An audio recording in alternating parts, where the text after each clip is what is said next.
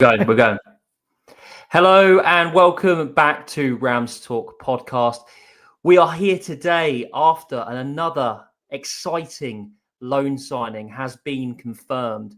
Bobby Clark is on his way to Pride Park to join David Ozo and Owen Beck as the third loan signing of the summer. And joining me today to talk it through, if you're watching visually, you'll recognise him. Audio will build up the tension for just that bit longer. It's Callum Boocock. Callum, we normally have somebody from the opposition or someone that the position has played for, the player has played for previously. We've got you tonight. We'll explain why in a minute. But firstly, how are you doing? I'm good. I'm live to you from Austria. Not more Tamworth. I am good. Happy to talk about another signing through the door, an exciting signing, a signing that we've kind of been after as a club for a couple of windows. So it's been reported, so it's good to have it finally over the line. Yeah, for sure. I think this is a name that's been banded around for quite a while. Seen over the course of the last couple of weeks, months, maybe that he's going to go on loan from where he is at the moment. There's been some Premier League attention and other clubs banded about, but to get him over the line is really important and really good from John Eustace and the recruitment team. What's your initial feeling on that, seeing that news come through? Exciting. I think we've been after a player who can play in that 10.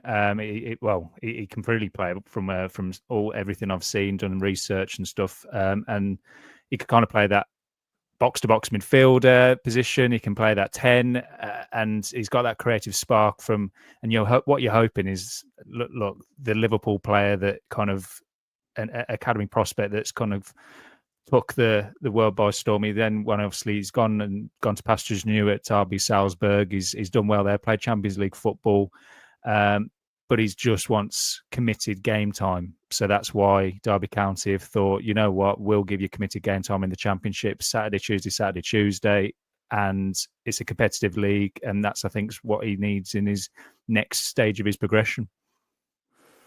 Yeah, Derby fans will know of Bobby Clark, maybe. His first league appearance or actual appearance, first start for Liverpool, was against Derby in that cup game up at Anfield. That was a memorable night up at Anfield. And he also obviously played against us pre-season. Now, the reason why Callum's here today is that we did reach out to a couple of accounts. Obviously, Salzburg accounts are quite hard to get. If we'd managed to do that, then I think we'd have completed these introducing episodes. But we did reach out to a Liverpool account who unfortunately couldn't be with us, but gave us some really good details. And we wanted to kind of give them the floor, really. So me and Callum will be talking through their responses to our typical questions, I guess.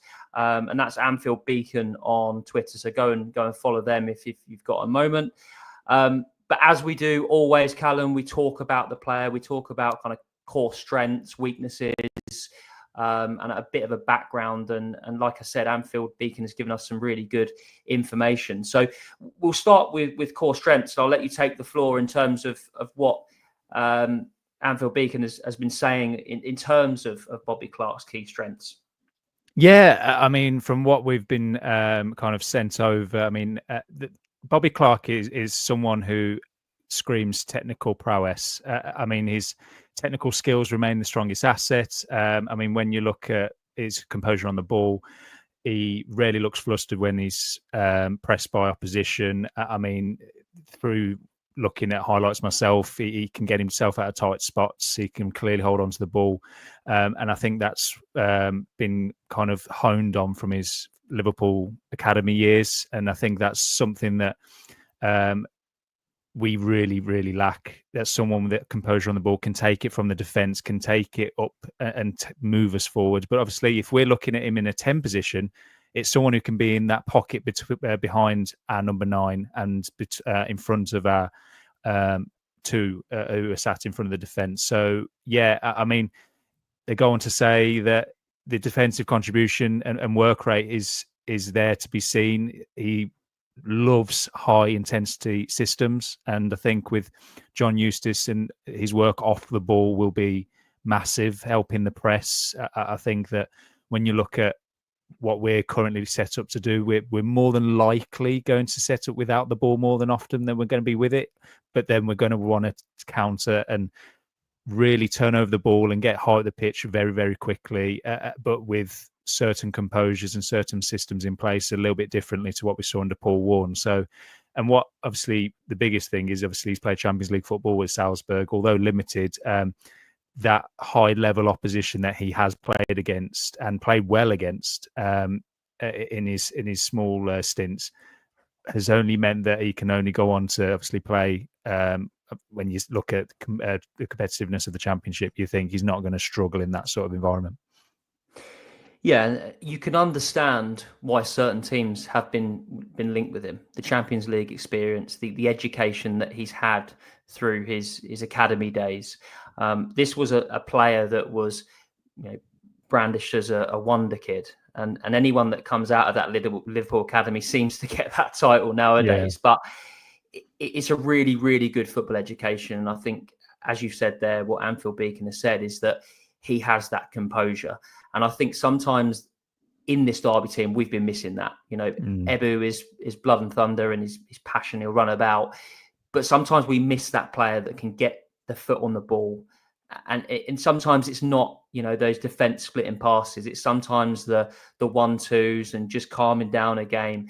And although he's 20 years old, I think he's a bit above his years in terms of what he's got in that sense. So that's really interesting. And I think, again, to reiterate, this is a player that has been linked with Premier League teams. So to be able to get him through the door is testament to John Eustace. And for a player like him to trust that he's in the right environment, because this is a big move for him, isn't it, Cal? This is, very big in terms of his trajectory. If he has a good loan spell here, he could be playing the Premier League next season. If he has a bad one, where does it leave him? Another thing that Anfield Beacon went on to discuss is set piece delivery.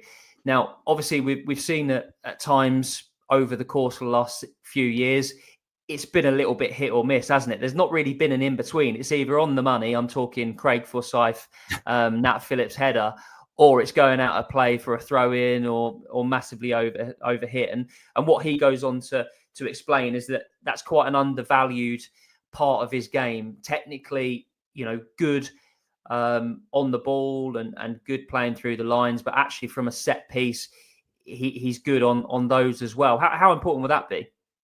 Oh, massive. I mean, when you look at, we've got Kenzo who can, as it stands, is probably going to be our set piece taker going forward. And that's obviously, we're looking at corners, you're looking at deep line free kicks, you're looking at free kicks on the edge of the box. We haven't really got that person who really stands out to me. If we have a free kick on the edge of the D, to have a go, and you think we actually have a chance here.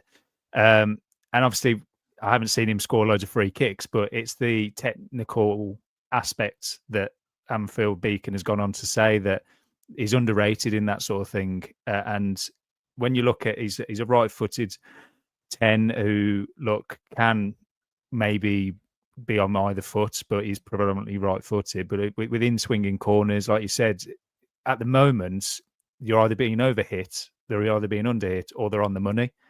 And what you want is that consistency, because goals from set pieces are going to be huge for us, as they have been over the last 18 months. But I think going forward, it's going to be even bigger because we need goals from all areas of the pitch.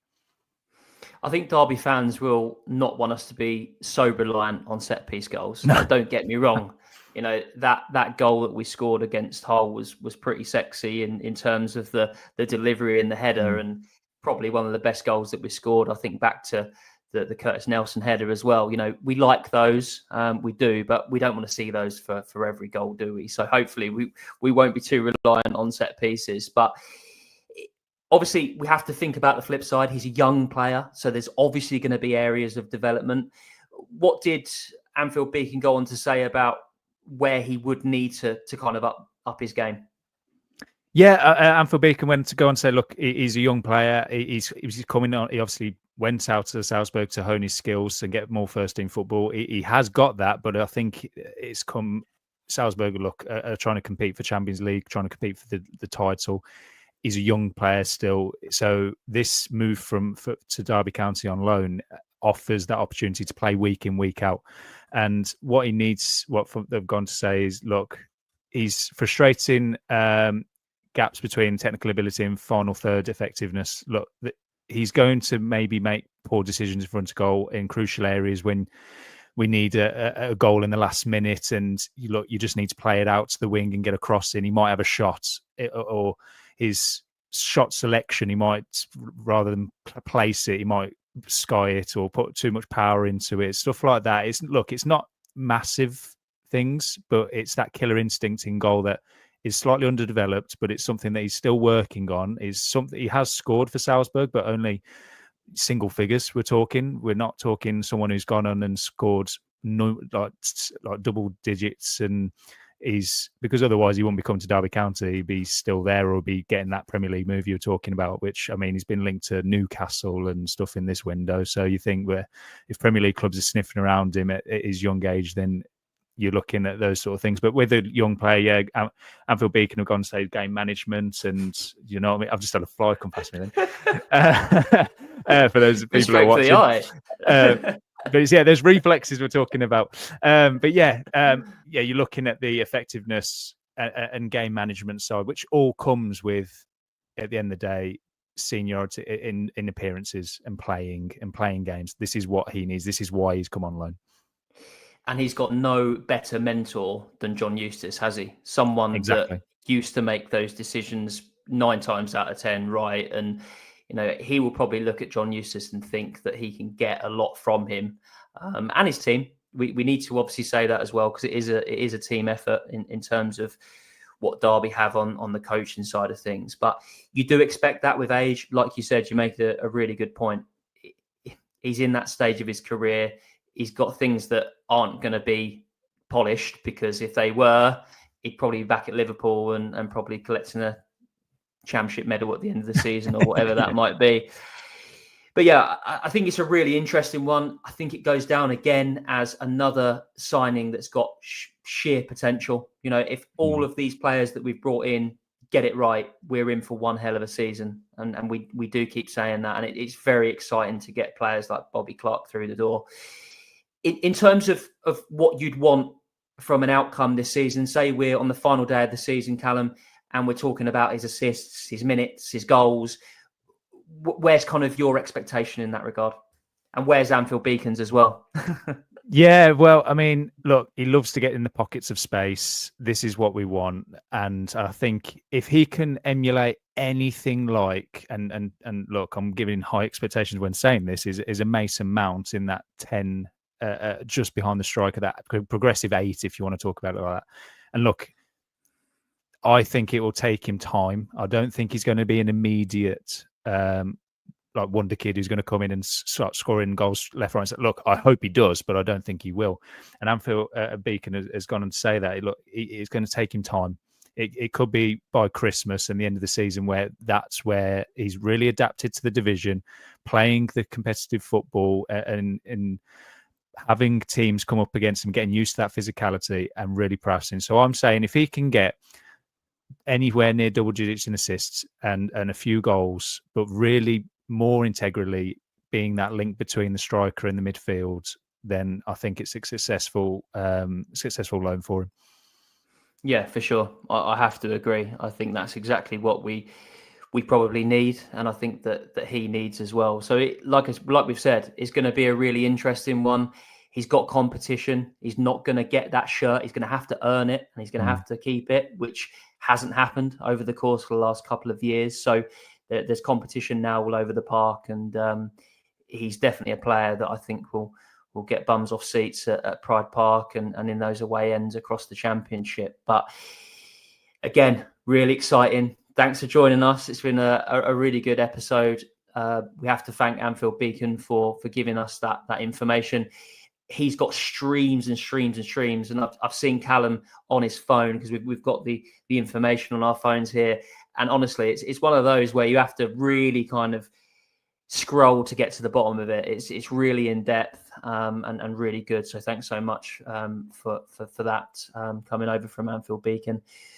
If you have enjoyed this episode, please go give us 5-star wherever you get your podcast from. We'll of course be back, hopefully talking about more exciting players and of course reviewing every single game this championship season. Callum, thanks for doing your best Scouse/Austrian impression for us tonight. And I'm sure I'll see you soon. And you, pal.